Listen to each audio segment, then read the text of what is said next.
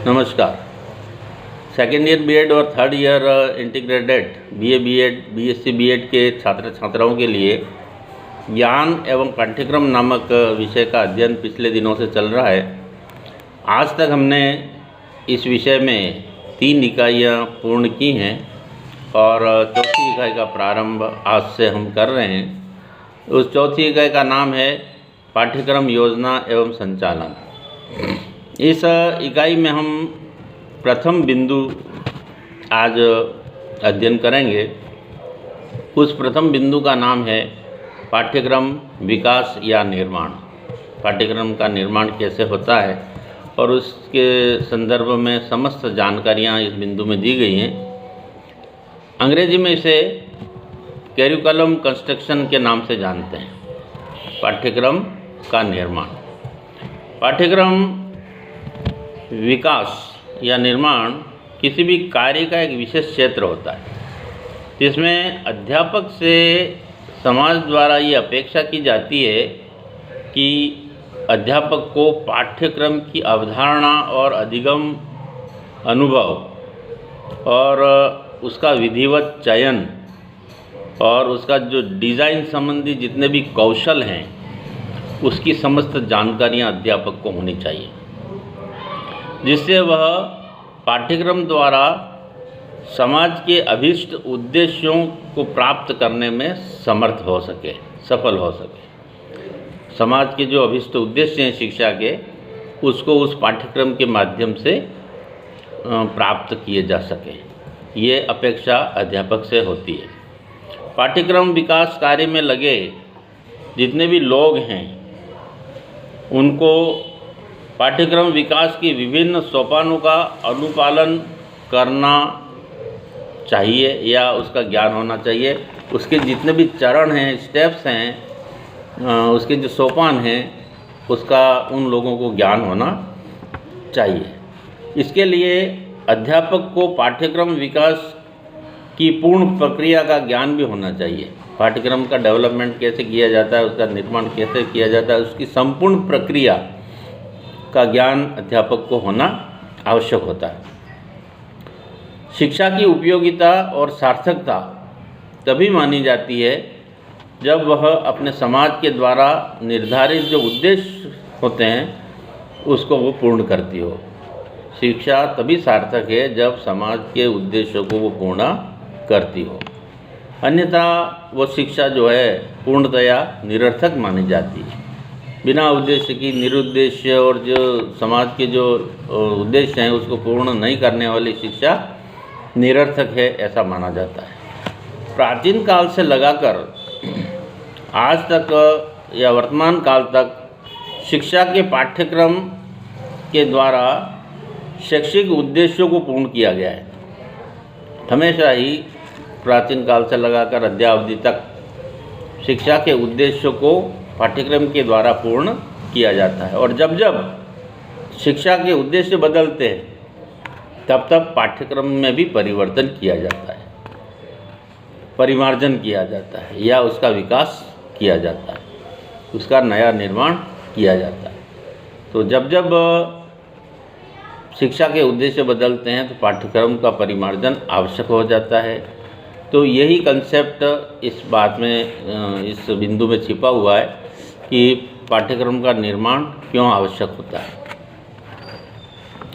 पाठ्यक्रम का विकास का जो उसका जो अर्थ है और उसकी परिभाषाएं, उस पर थोड़ी दृष्टि डालेंगे। पाठ्यक्रम विभिन्न पाठ्य विषयों एवं पाठ्य सामग्रियों और उसकी जो क्रियाएं हैं और विद्यालय में किए जाने वाले समस्त तरह के जितने क्रियाकलाप हैं उसका मिला जुला नाम होता है, उसका मिला जुला योग होता है।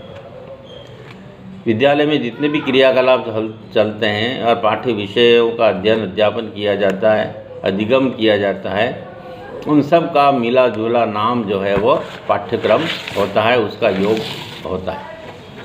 परंतु पाठ्यक्रम का निर्धारण जो किया जाता है वो तत्कालीन समाज की आवश्यकताओं और उस समय जो विचारधाराएं चल रही हैं उसके अनुसार किया जाता है।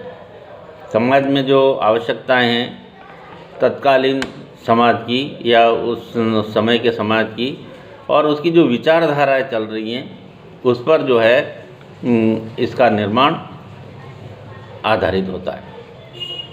क्योंकि समाज की जो परिस्थितियां हैं वह हमेशा परिवर्तनशील होती हैं। आज की परिस्थितियां अलग हैं, आने वाले समय में अलग हो सकती हैं या भूतकाल में अलग थी। तो परिस्थितियां हमेशा समाज की परिवर्तनशील होती हैं और परिवर्तनशील समाज की परिस्थितियों के अनुसार शिक्षा देनी पड़ती है और शिक्षा जिस तरह से हम देंगे तो उसके अनुसार उसका पाठ्यक्रम भी होना चाहिए। तो समय समय पर सामाजिक परिस्थितियां बदलते ही पाठ्यक्रम का जो है नवीनीकरण किया जाता है। नवीनीकरण करना आवश्यक भी होता है। इसी नवीनीकरण के साथ ही शिक्षा समाज के द्वारा नवनिर्मित उद्देश्यों की पूर्ति करने में सक्षम होती है। परिस्थितियां बदलती है तो उद्देश्य बदलते हैं और उद्देश्य बदलेंगे तो पाठ्यक्रम का नवीनीकरण आवश्यक हो जाता है। जितने भी प्रकार के जो शिक्षा शास्त्री हुए हैं और विद्वान हुए हैं उनके द्वारा पाठ्यक्रम का जो है नवीनीकरण किया जाता है। पाठ्यक्रम का विकास और निर्माण हम उसी को कहते हैं, उस नवीनीकरण को। समय और परिस्थिति के अनुसार जब बदलाव की आवश्यकता होती है, पाठ्यक्रम में शैक्षिक उद्देश्य बदलते हैं, तो इन विद्वानों के द्वारा ऐसा प्रयास किया जाता है, उसमें संशोधन, परिमार्जन और उसका नवीनीकरण जो प्रक्रिया है उसी को हम पाठ्यक्रम निर्माण आज का जो हमारा बिंदु है उससे यही बात है। ये प्रक्रिया जो है लंबे समय से निरंतर चली आ रही है, प्राचीन काल से लगाकर अद्यावधि तक। अब हम उसके विभिन्न विद्वानों द्वारा जो परिभाषा दी है उस पर थोड़ी दृष्टि डाल देते हैं। एक विद्वान हुए हैं हिल्डा टांबा।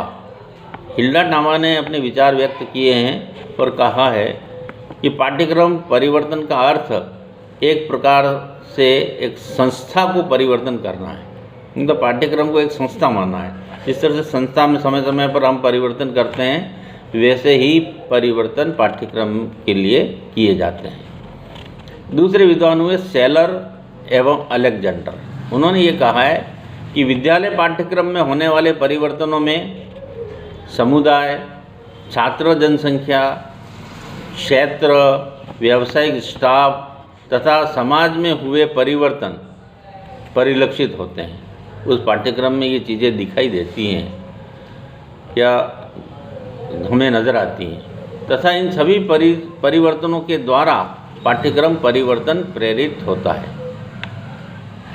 समाज के इन परिस्थितियों के ऊपर ही पाठ्यक्रम परिवर्तन निर्भर करता है या प्रेरित होता है। तो इस तरह से हमने विद्वानों की परिभाषा भी समझी।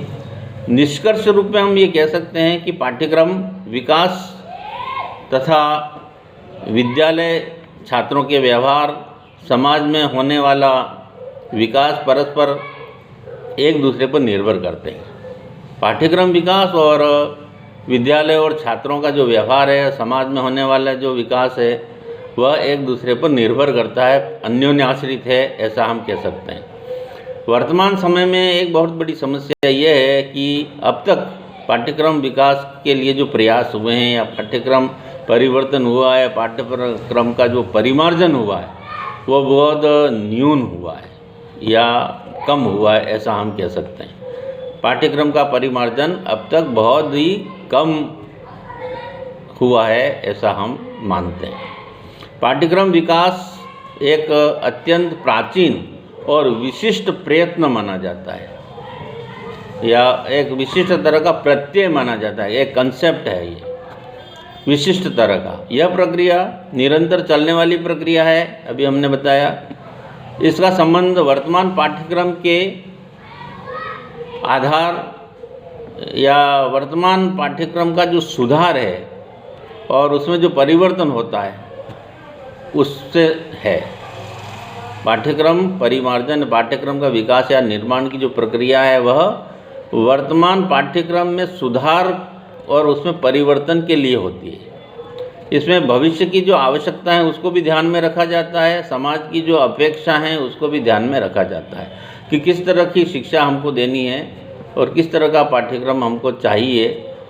ये बातें पहले से निर्धारित की जाती हैं और समाज की भविष्य की आवश्यकताएं उसमें मुख्य रोल अदा करती हैं। तो उन सब बातों को ध्यान में रखते हुए पाठ्यक्रम का जो है अंदर विशिष्ट विषयों को जोड़ा जाता है, विशिष्ट तरह की जो कंटेंट है या पाठ्य सामग्री है उसको जोड़ा जाता है और विशिष्ट स्तर का पाठ्यक्रम निर्धारित किया जाता है। यह परिवर्तन एक व्यक्ति विशेष नहीं करता, इसके लिए सरकार के द्वारा एक बोर्ड गठित होता है, एक परिषद का गठन किया जाता है और परिषद के समस्त सदस्य मिल करके अपने अपने विचार दे करके अपने अपने विद्वतापूर्ण जो है विचार या महत्वपूर्ण जो विचार हैं उन सब को ध्यान में रखते हुए पाठ्यक्रम का निर्माण होता है परिषद के द्वारा, किसी व्यक्ति विशेष के द्वारा नहीं होता और ये सर्वमान्य होता है। तो आज हमने पाठ्यक्रम के विकास और निर्माण के ऊपर उसके अर्थ और परिभाषा को समझा। शेष इसी बिंदु को हम कल और नया विषय सामग्री के साथ उपस्थित होंगे। धन्यवाद। जय हिंद।